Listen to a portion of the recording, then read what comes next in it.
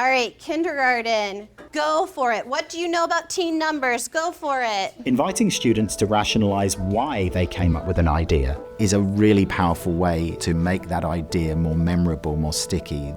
You cannot ask students questions that simply rely on kind of yes-no answers or binary thinking. The whole idea about prompts and follow-up questions is that you need to be able to push for deeper understanding, for greater rationale. Show me what you mean.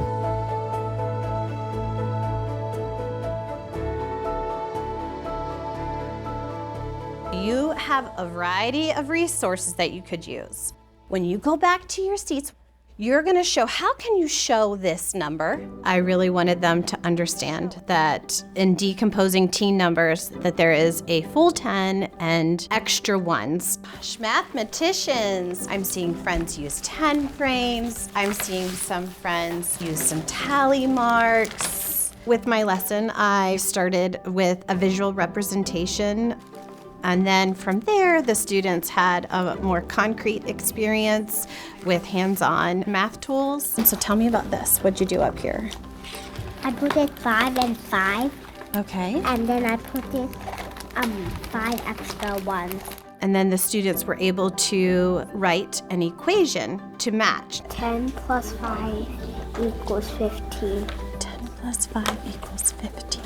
Some of them really needed the questioning, so asking them, how can we get there? Can you tell a little bit about that? What are these groups of what?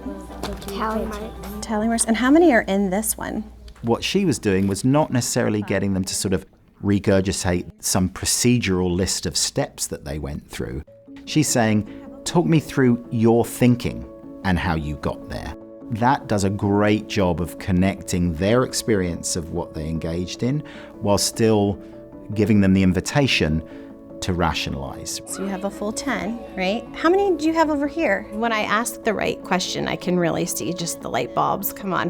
One of my students today, she was on the right track, but her equation just wasn't matching her example that she used with her tool. And I just was like, tell me a little bit about this. And I could just see that she was able to then look at her own work without me correcting her right away. You have some great thoughts here. 12.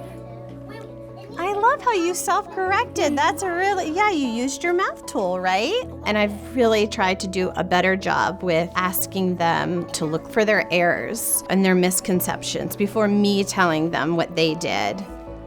I think it's very overlooked as a very effective strategy simply to say, so tell me more about that. What equation did you write? 10 plus 5 equals 15. Oftentimes you'll get an answer and you think, great, that's good enough, rather than saying, well, no, what else did you notice about that? Is that the only way you could write this equation? No, I have another way. What's the other way, Arna? 11 plus 4 equals 15. Okay, that is another way. I love that. Keeping students at the chalk face of that concept for longer, we know that that's likely to make that idea more reliably remembered for the future.